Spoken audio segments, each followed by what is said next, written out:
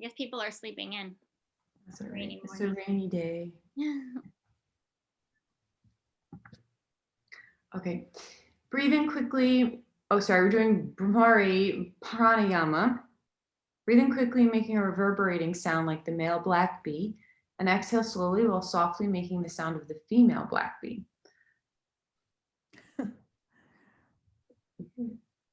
Interesting.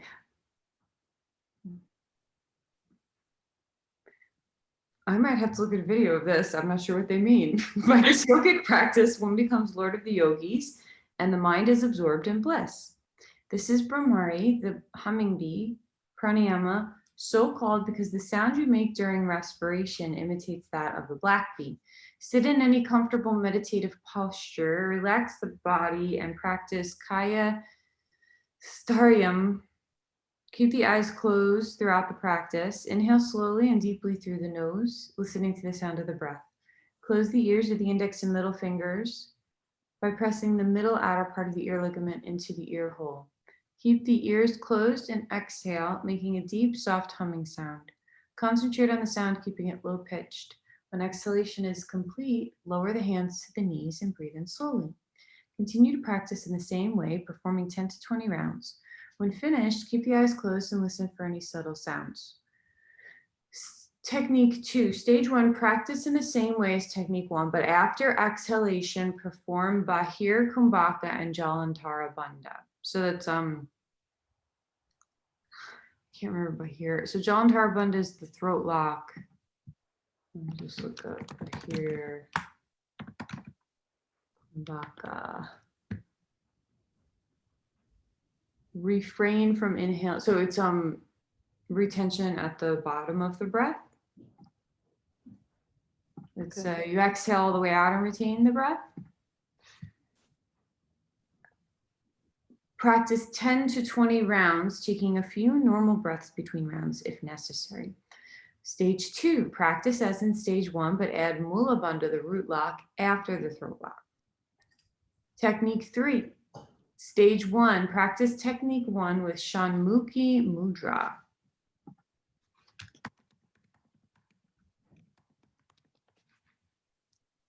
That's how I usually teach it with the, you're covering your eyes and your ears are covered.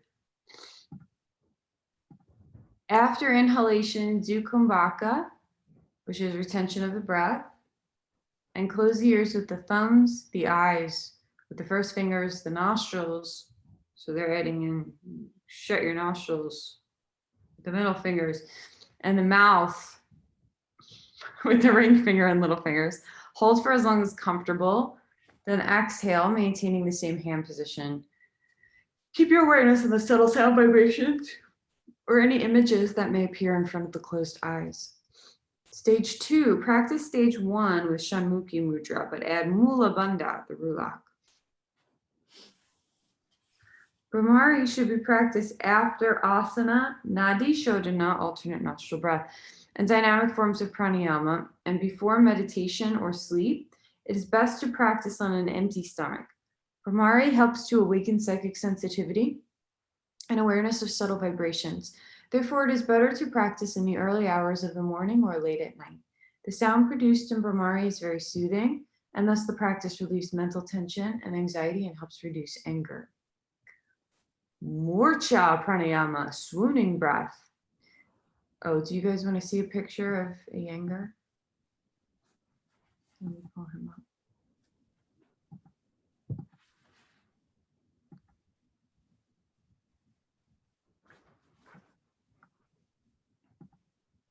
Oh, so tiny. Screen. So this is what it would look like if we're doing bumblebee breath with the hands the way they recommended.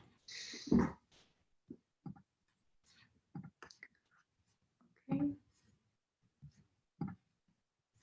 So now we're getting into Morcha Pranayama, swooning breath. At the end of the inhalation, gradually become fixed on Jalantara Bandha, the throat lock, then exhale slowly.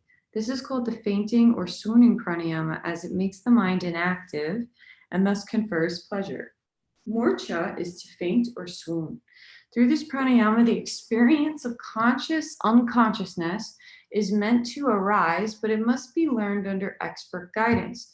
The other root word, murcha, means to expand, to pervade, and congeal. Thus, the purpose of this pranayama is to expand the consciousness and store prana. Let me share the screen.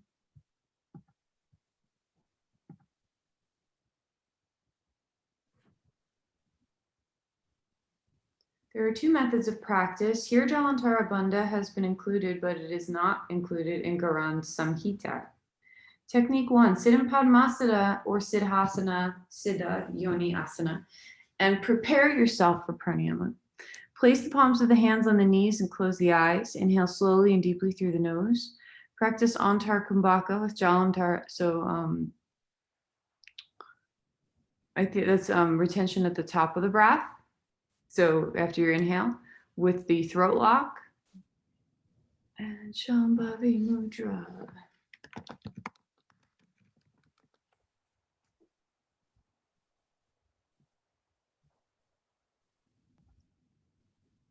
Oh, Shambhavi Mudra is when you gaze at the third eye. Okay, so place the palms of the hands on the knees, close the eyes, inhale slowly and deeply through the nose. Practice retaining the breath at the top with the throat lock, and then turn the eyes up towards the third eye center. Keep holding the breath for even longer than is comfortable. Close the eyes, release the throat, raise the chin slightly, and exhale in a very controlled manner. Breathe normally for a minute or two before commencing the next round. Concentrate on the void sensation.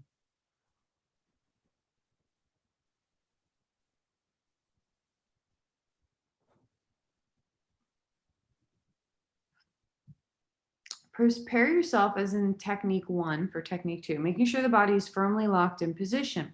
Breathe in slowly through both nostrils while raising the chin up and head slightly back, but not so far that the position is strenuous.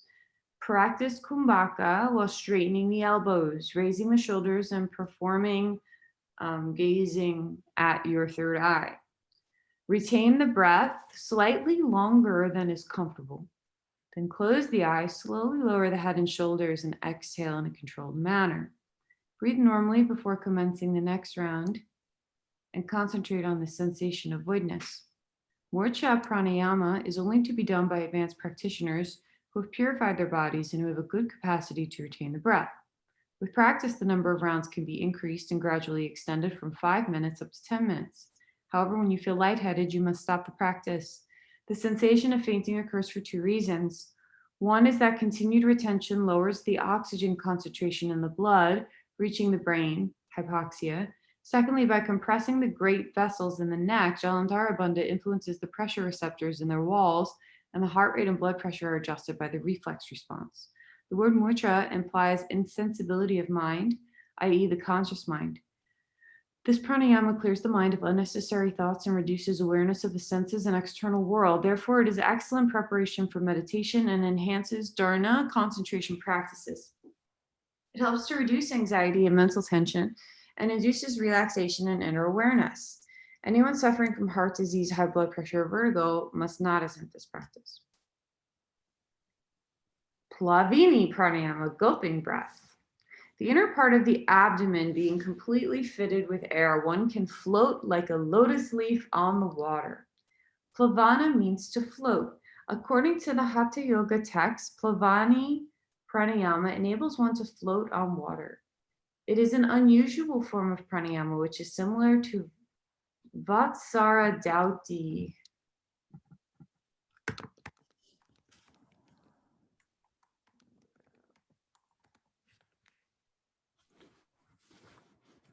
Oh, when you gulp the air down. Except the air is retained in the stomach and intestines and not expelled immediately. In the Hatha Ratnavali, it is called Bhujangi Mudra. This pranayama is rarely taught and little has ever been written about it. It is a practice that is generally handed down from guru to disciple. Sit in any meditative pose and prepare yourself for pranayama. Inhalation can be done in one of two ways, Either inhale slowly through both nostrils and gulp the air into the stomach, or inhale through the mouth in Kaki Mudra, pursing the lips in the shape of a crow's beak. After inhalation, the air has to be swallowed as you swallow food, retained inside and not belched out. Practice as many times as possible without expelling the air. While retaining the air inside the stomach, there should be absolutely no physical movement or the air will escape. Try to retain the air in the stomach for at least 30 to 90 minutes. Plavini should be practiced after asana and all other pranayama techniques, or it can be practiced during the day if you're fasting. This will keep the stomach full and present hunger pangs and the desire to eat. Plavini is useful in cases of gastritis and stomach acidity. Some yogis practice Plavini before going into samadhi or deep absorption for days together so that the stomach remains full during their natural fast. Floating on water is traditionally done in Shavasana. If you can reach this stage of perfection, it means there has been a pranic awakening and that Swadhisthana chakra is awakened because Swadhisthana controls the water element. And that's an interesting idea. Pranayama is said to be one of three types: exhalation, rachaka, inhalation, puraka, and retention, kumbhaka. Kumbhaka is again of two types: connected, sahita, and unconnected, kavala. Until kavala kumbhaka is perfected, sahita kumbhaka has to be practiced. When you are freed of inhalation, exhalation, then the breath prana is retained easily. I'm not sure what they mean by connected and unconnected. Let me look up.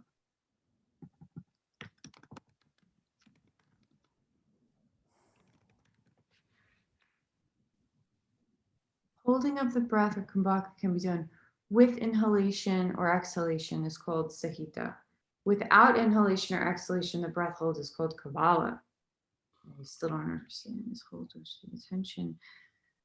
Kavala is a hold in which the attention energy is held separately from the inhalation, exhalation movements or pauses. So I guess the first one is intentional, sahita, and then the second one is not, you're not breathing at all. Oh, that makes sense. Okay, so the second one is when you just naturally stop breathing when you're meditating. I didn't know there was a word for it. Okay, until Kavala Kumbhaka is perfected, Sahita Kumbhaka has to be practiced. When you are free of inhalation, exhalation, then the breath prana is retained easily. Perfection of isolated retention is freedom from inhalation and exhalation. This pranayama spoken of is verily Kavala Kumbhaka. Nothing in the three planes of existence is unattainable by him who has mastery of Kavala Kumbhaka and can retain the breath as desired. When kumbhaka is practiced with conscious effort, it is called sahita or connection retention. When it happens by itself without any apparent reason or association with either puraka or rachaka, then it is kavala or unconnected, unsupported retention. The purpose of all pranayama practices is to create a perfectly still state in the body so that inhalation and exhalation stop with the cessation of pranic movement. Control of the breath, prana, and body means control of the wavering tendencies or oscillations of the mind.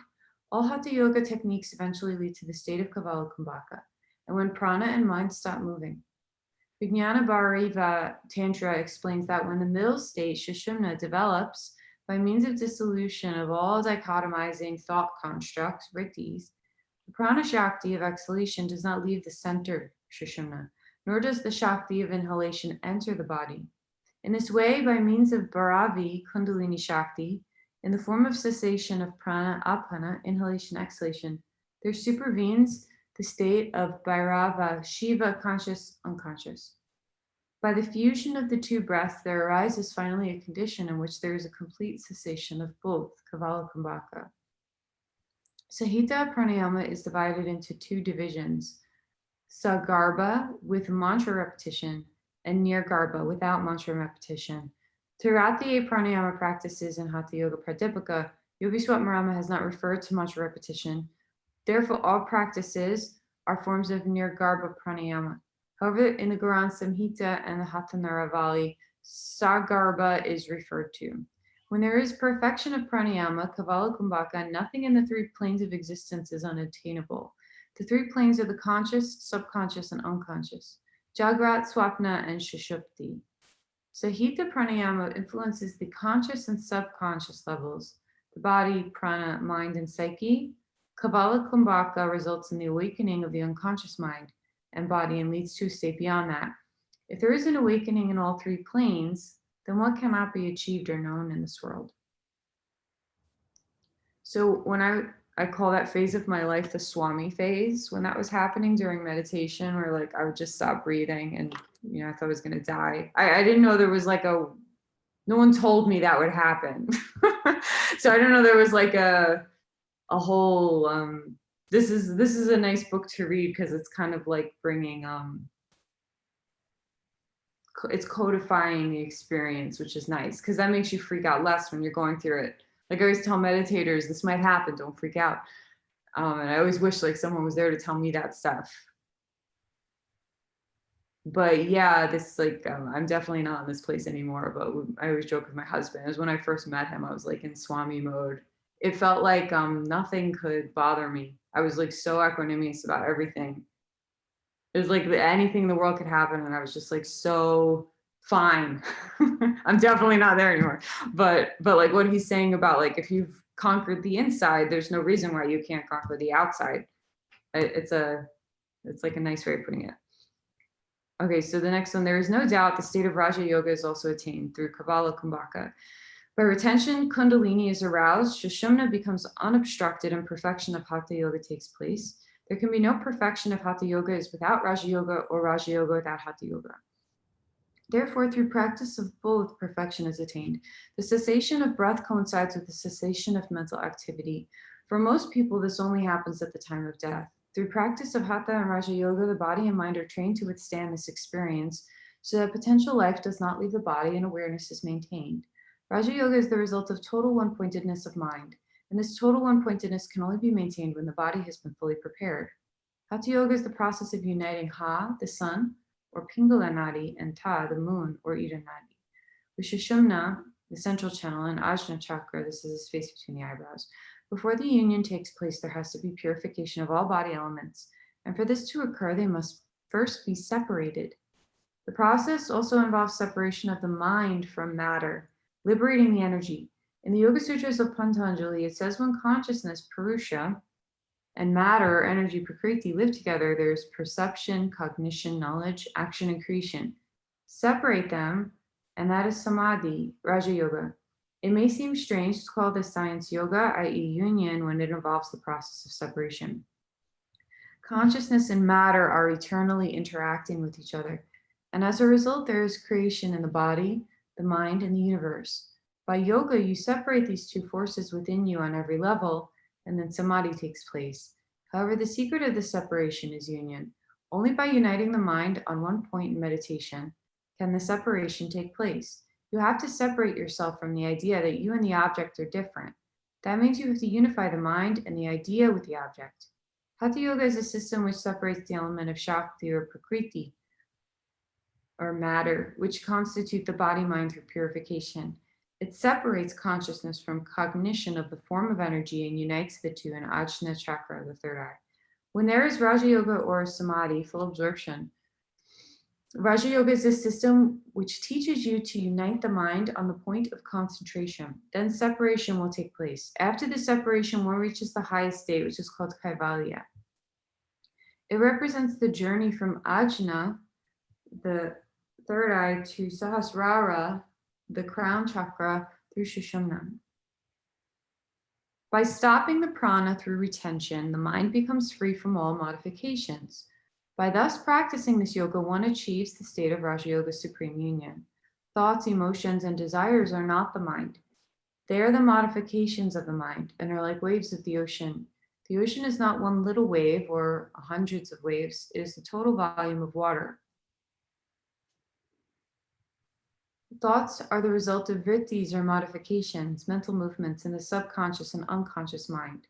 All mental activities are due to the external or internal experiences, which arouse the samskara, which are the inner impressions or conditionings, or vasana, which is like the sea of samskaras. They're not due to the mind. The mind is like a lump of clay which can be molded into any shape. Whichever way you shape it, it is still clay. Patanjali clarifies the 5 basic vrittis or modifications from which all thoughts and emotions originate. They are right knowledge or pramana, wrong knowledge or viparyaya, fancy or vikalpa, sleep or nidra, or memory, smritaya. As long as there is identification with these modifications, you can only experience mundane existence and individuality. But if all these modifications are blocked, then there is no individual experience. Therefore, Patanjali says yoga shita vritta nirodha. So he's translating it as blocking of the mental modifications is union or yoga. I've always learned it as mastery over the modifications. Blocking seems so controlling. Right? It takes quite a bit of. See, it's like Hatha yoga is so not. It's like very in the body and the physicality, right? Like I came from Jnana yoga, which is like very in your mind. Like you can only master the mind once you've learned everything about the mind and you know all the techniques and you do all the techniques. But Hatha is like just do all these other things and then you will master the mind. So it's an interesting angle. When the prana in the body is moving, it creates ripples or movements in the mind. It's like rain falling on a pool of water. It constantly creates ripples on the surface. Individual awareness is the absorption of awareness in the chitta vritti. So that's the whole mind and its fluctuations. If you remove the vrittis or waves, which are the thoughts that are colored by addiction or aversion, the awareness is reabsorbed in the totality of consciousness. When you go deep in meditation, the mind stops. It ceases to have any association with the objects, time and space, and with ego also. Then the breath stops, maybe for 1 minute, 2, 3, or 4. That is Kavala Kumbhaka. It is a real and very significant event in the life of a yoga aspirant, for when the breath stops, light immediately dawns. A light manifests in the eyebrow center, and the whole frontal passage is illumined, as though it were daybreak. If through Raja Yoga you can control the mind, prana is automatically suspended. But this is very difficult, particularly in the beginning. It is not easy for anyone to control, unify, or isolate the mind from the sense experiences and the ego. Therefore, through Hatha Yoga, we try another approach. First, control the prana so that the suspension of the mind takes place. That signifies success in yoga. Perfection of Hatha Yoga is achieved when there is leanness of the body, tranquil countenance, manifestation of the inner sound, clear eyes, diseaselessness, control of bindu, semen, ova, active digestive fire, and purification of the nadis.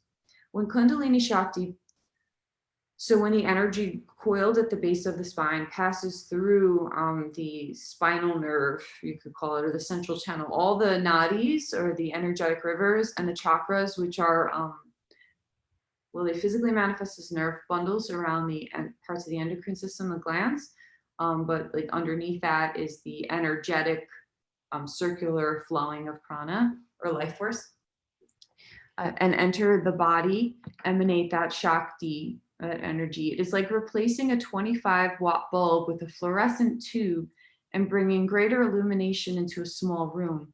When Kundalini ascends through Sushumna, when it rises through the central channel, the whole body becomes luminous, not only the consciousness. Changes manifest in every aspect of your being. When Kundalini moves through Muladhara, the sense of smell becomes very acute. One may even be able to manifest different smells just by concentrating on them.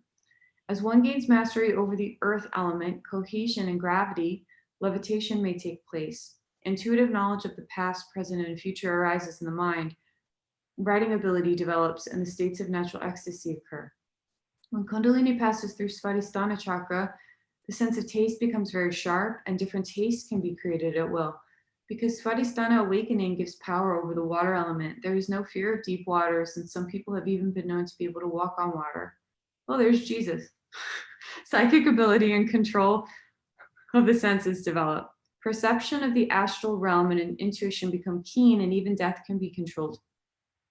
When Kundalini is on Manipura chakra, or the solar plexus, the body becomes completely diseaseless and is imperishable by fire.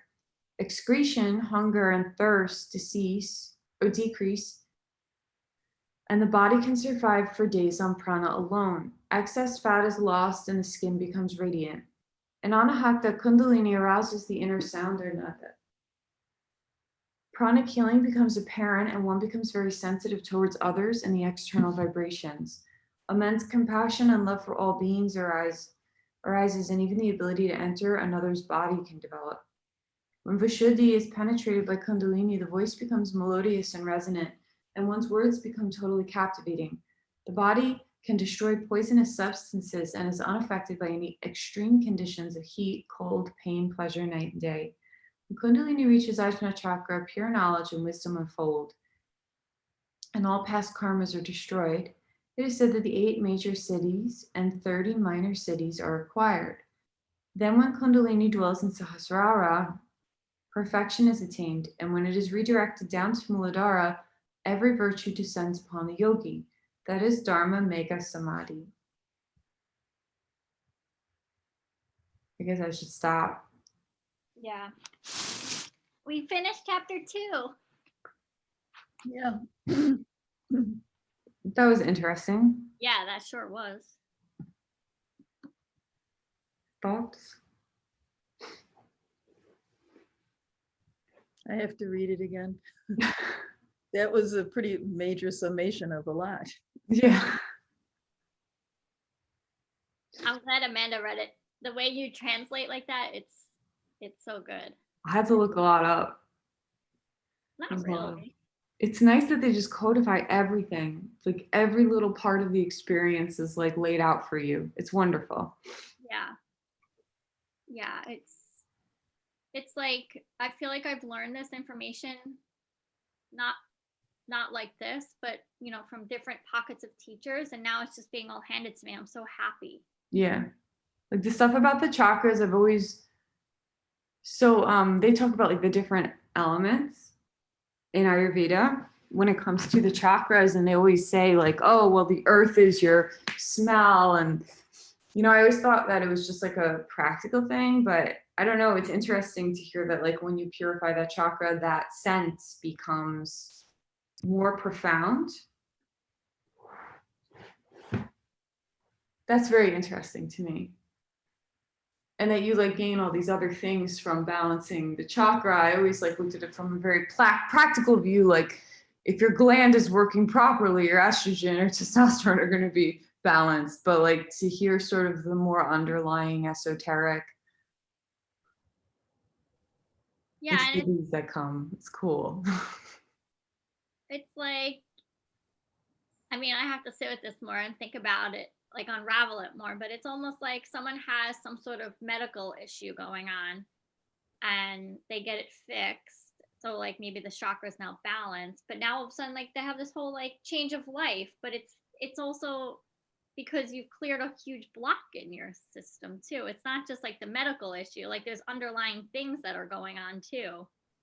Right, like the physical body grows out of the energetic body. So I used to have a conversation with my girlfriend about this a lot. Her mother got a liver transplant.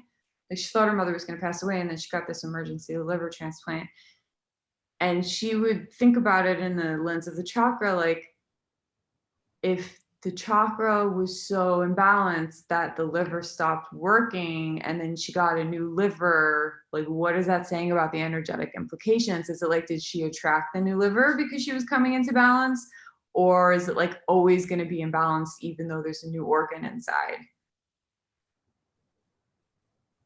What does she think? We never came to a conclusion. It was just something we would kind of like ponder out loud. Who knows?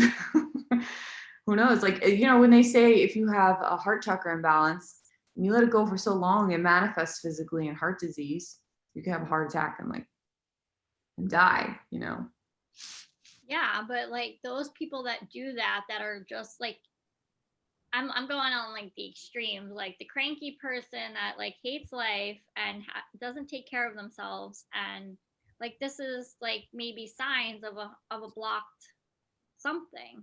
Yeah. And they get their heart surgery and they come out, and like even though there was a medical aspect of it, they come out and all of a sudden they're like eating healthier. And it's not just because like the doctor told them, because maybe something's going on in the body that's directing them there. They're not so mean to people and they exercise a little more, and it just like spirals.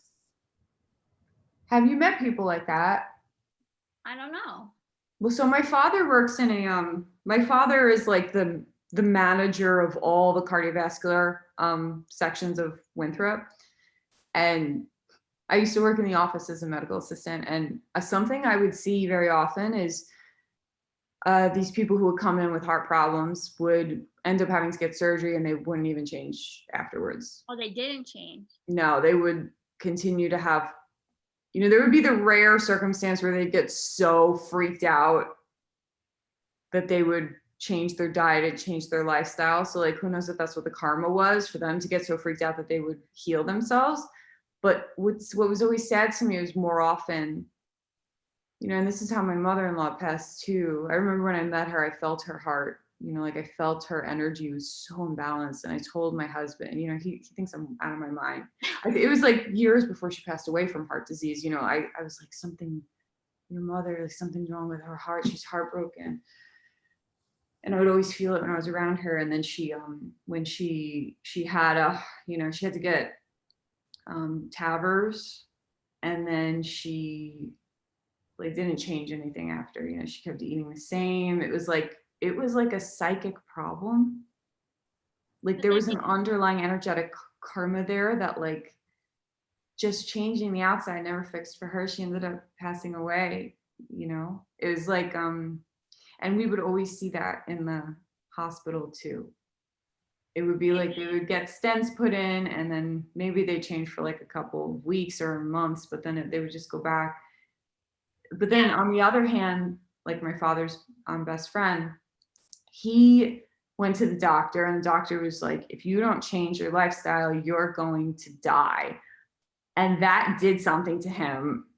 And he changed everything. He went vegan. He started meditating. He was like working on his nadis. He was exercising, and he completely reversed any problems. He never had to get surgery. And he's like so healthy, and his whole mood changed, and he's like very well now. So I think it has to be, our will has to change. Oh yeah.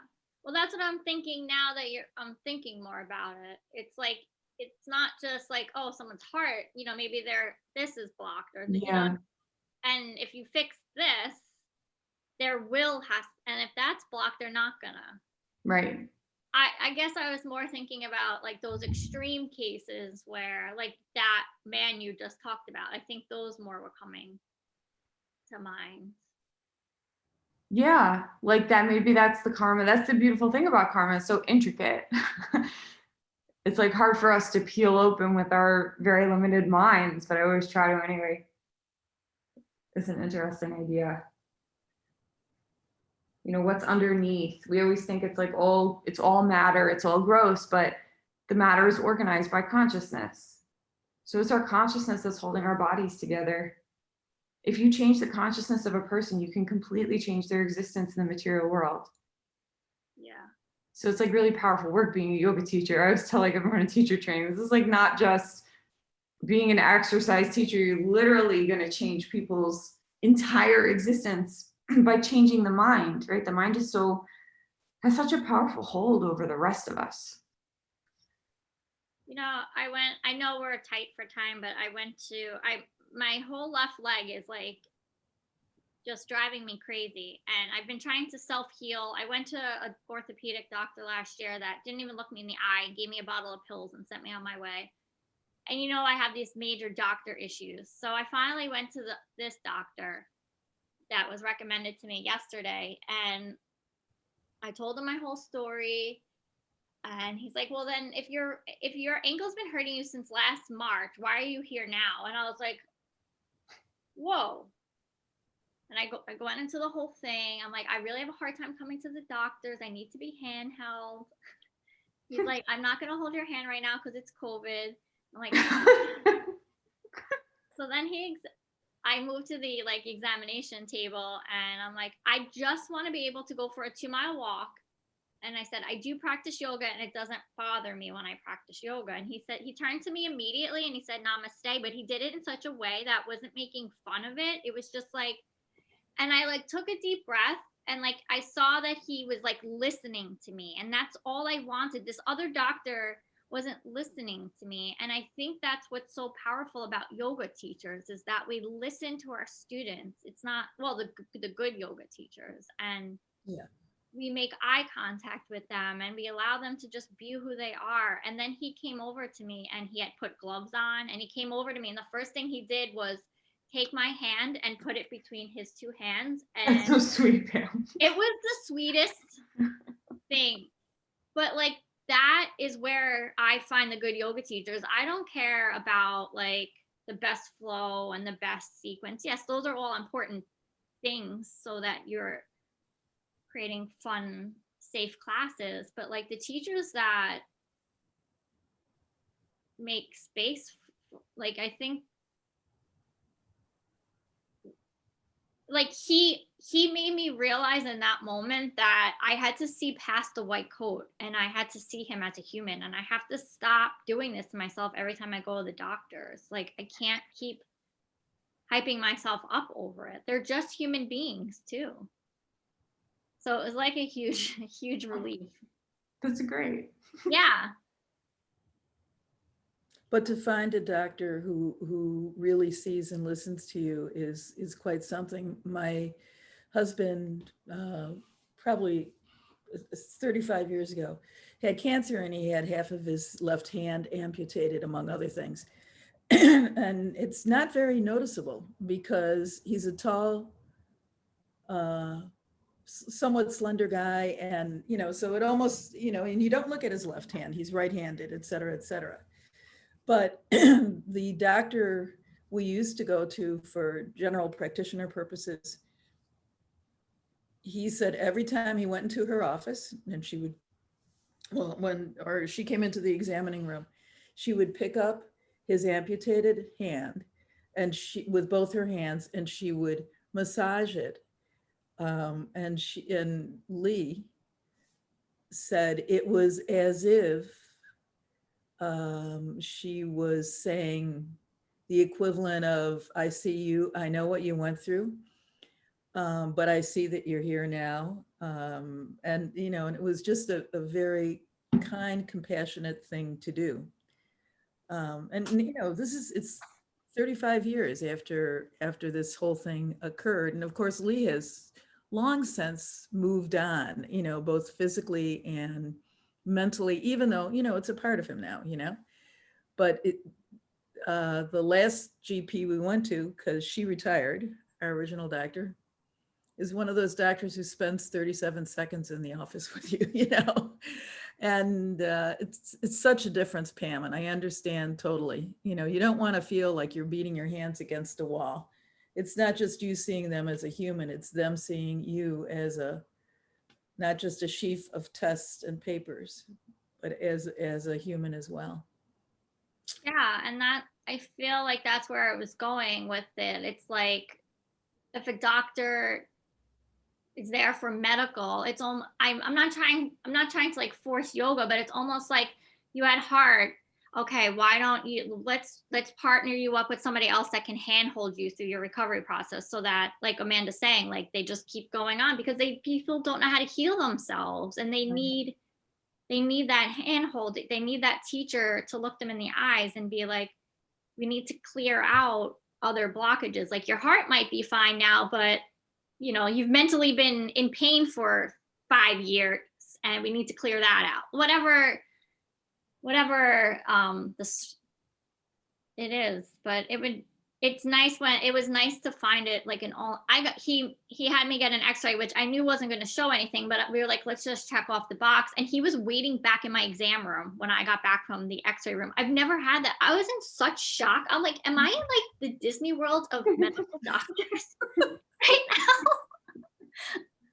now? But yeah, it was a really nice experience. But well, I have to say, if I ever need an orthopedist again, I'm going to call you and find out, where did you go? I went right here in Lynbrook to that Orlin and Cohen's place. Yeah, but they have about 250 doctors in Oh, the yeah. stable. And I've been to Orlin and Cohen many, many, many times, both for myself, and then I had 3 sons, one of whom got injured every other week. So I had good friends at Orlin and Cohen, and so I get it, but it does depend on the specific doctor. Well, I didn't, someone was just like, go there, pick any doctor. They're all great. So luckily the They're all university very competent. gave me this amazing doctor. Yeah, how nice. Well, congratulations on scoring on that one. That's great. So Hopefully he figures it out. Psychically, Pam, the left side is your Ida. It's your lunar feminine, issues with the feminine. well, and if you know, like I have a lot of issues with my mom, my sister, and October is a hard month for me because it's my mom's birthday and Halloween's my sister's birthday. And all the rain this week and just this year. So I feel extra emotional than I usually, well, I can't say usually do, every year changes. But it's funny, Amanda, because like I've had this pain since last March, and I go through phases where I change my diet and I take everything that's like inflaming out. I add the turmeric, and then I get exhausted from doing that, and I go back and the pain flares up again. I was trying to physical therapy myself, which I know nothing about, and I was trying to strengthen this leg because I feel it's losing its strength. But I see why people are so quick to just run to the doctor. I mean, this is 18 months later. I'm now really taking this seriously. I tried and I did not want the pills. I can't take a pill every day for the rest of my life. This is not what I'm going to do. I took the pills for a month, but they're anti-inflammatory pill. That's not going to heal me. I need to know what's wrong because I need to know how to heal myself. And do I need to journal and, get my feelings out about those issues and release, like, I get it, like the energy blockages of whatever's hurting me on this side. And then when I'm really honest with myself, it's not my ankle, it's my hip. Like my hip is very tight. So I stretch out my hip. But I'm finally giving in. I just want to see what they teach me as far as like physical therapy to strengthen this leg, because I think I've done too much damage to it now. I was gonna say root, legs, Alpanavayu, root, earth. It's like all that stuff you got to work on. I mean, like obviously physically you have to work on stabilizing the whole area, but if we're like, just because we were talking earlier about energetics and like sometimes that takes a real leap of faith. Just but that's the hard side. Like physical therapy is going to be easy relative to the energy side of things, right? And yeah. It, like, now that I know this and I study this, I can see how hard it is, especially even for me. Like, I know it and I still don't want to do it.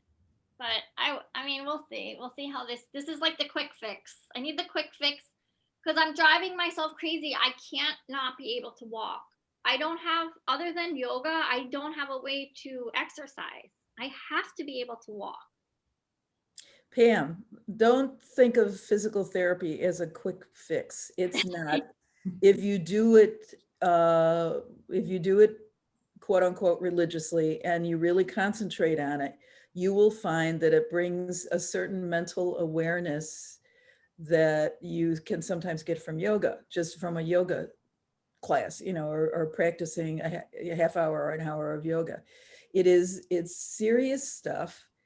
And it is not do this and then I'll be better. It is interesting. You go for physical therapy, you go for 1 month or 2 months, and you may not see a total change for a year, but you keep on doing these exercises. It's a matter of focus and discipline, much in the same way that yoga is a matter of focus and discipline meaning you don't stop, you make sure that you do it however many times a week, is recommended.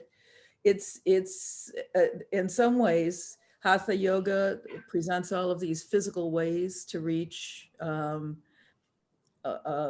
clearer mind, a clearer soul, and to reach a better practice.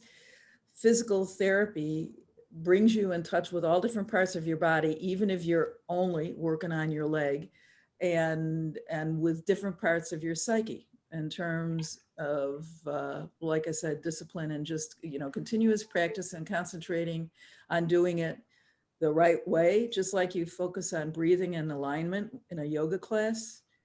In PT, you focus on breathing and alignment, and there's some discomfort involved, and makes you not want to do it because, you know, this hurts, but it doesn't hurt as in, oh my God, I'm dying of pain, childbirth, or anything like that. It's more, it's discomfort. And you just work your way through it, just as in yoga, sometimes a particular pose isn't particularly comfortable, but you're getting close and you can kind of feel it. So you do it, you know, and you kind of say, okay, how far can I go? You know, that kind of thing. So don't disdain it as a quick fix. I And love a that too. Western That quick was fix, awesome. it's not a pill. It's very different than taking the pill. Yeah. Also, don't disdain ibuprofen. It's nice to take an ibuprofen and be able to work through something. No, that's fair. But for me, I took this medicine for a month and then they weaned me off of it, every other day. And then the second I stopped taking it, the pain was back. So, like, that's what I meant when I'm not saying I'm against all medicine, but I can't take something that I need a cure, not a. Yeah, well, he gave you a bottle of pills, which basically relieve pain. It's sort of like once I went for some kind of, who remembers which one it was, but I went for some kind of pain thing I was having. And he said, I can give you a shot. And I don't remember what it was. And he said, but I'm not going to give you another one unless you go to PT regularly. And I said, well, give me the shot today so that I can start PT, but I don't want any more shots. That's it. I want one to get going. You give me the prescription and I'm going to go to PT because how often can you go back for shots and for the pills? And you're right. They mask the symptoms. They don't cure the root cause of what's causing whatever pain you have. You're absolutely right about that. But there's a big difference between doing the physical work and physical therapy and popping a pill, a huge difference. That's fair. All right, now we should probably start pranayama. Yeah. I'm going to call you later and tell you all kinds of Ayurvedic things. All right, so let's do alternate nostril breathing to start, and then we'll do bellows and bumblebee. Okay? Okay. Take your right hand, fold the peace fingers into the center of the palm, close off the right nostril with the thumb, inhale through the left nostril. Close off both sides. Exhale through the right. Inhale through the right. Close off both. Exhale through the left. Inhale through the left. Close off both. Exhale through the right. Inhale through the right. Close off both. Exhale through the left. Inhale through the left. Close off both. Exhale to the right. Inhale through the right. Close off both. Exhale through the left. Continue like that for a few more rounds. If you want to add retention to the top, you can.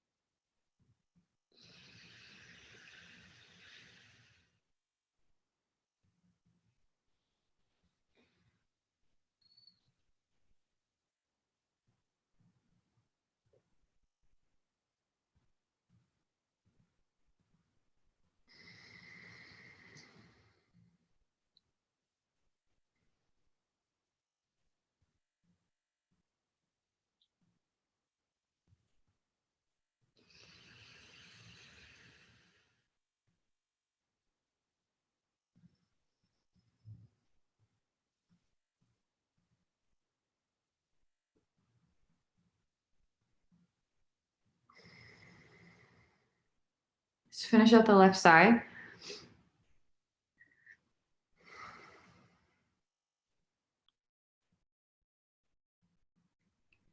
And we'll do bellows. So from the diaphragm, sort of the mid part of the abdomen, you're going to focus on the inhale and the exhale, like the bellows that you press in the fire.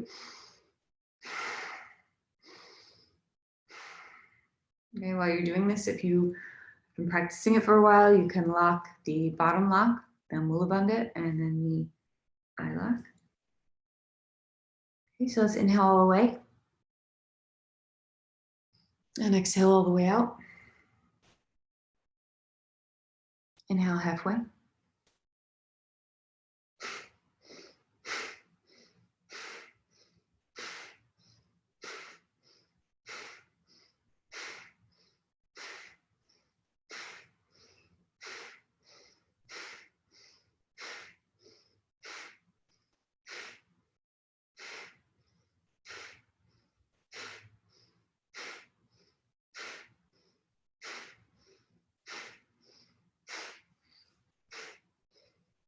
Inhale all the way. Retain the breath.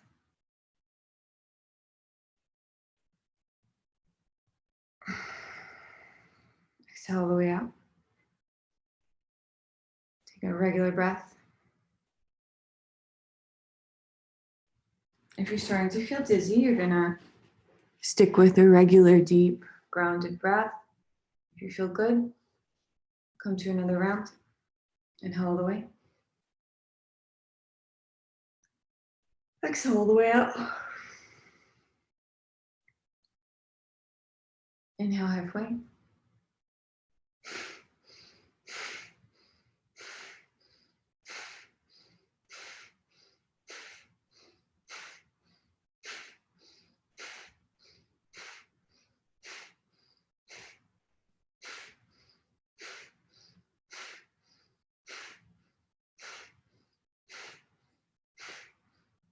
Inhale all the way.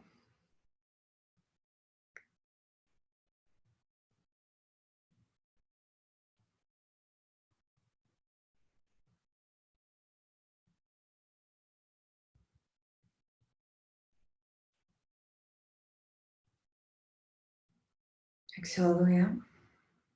Inhale deeply. Exhale deeply. Inhale. Exhale. Inhale. Exhale. Bumblebee. We'll close off the ears, the thumbs, the eyes with the pointer and middle. If you want to do all the other ones, you could close off your nose with the ring and your mouth with your pinky. So inhale deeply.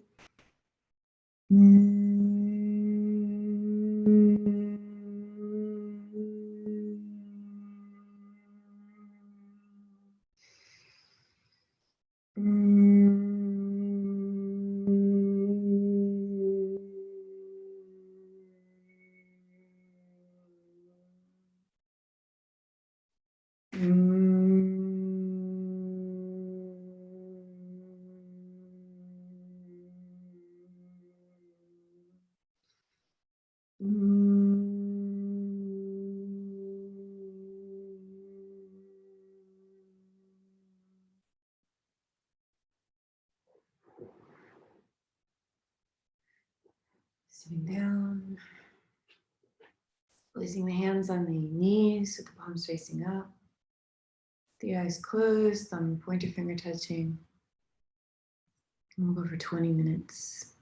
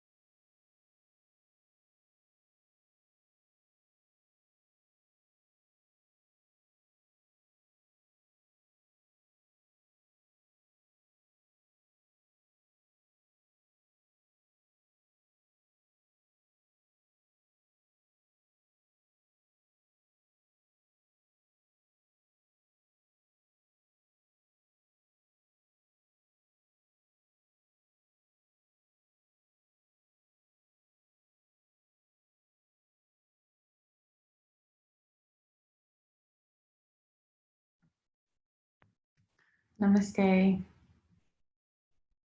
Have a great day, Sue. Sure. I'll see you tomorrow morning. Yep. See you mañana. Bye.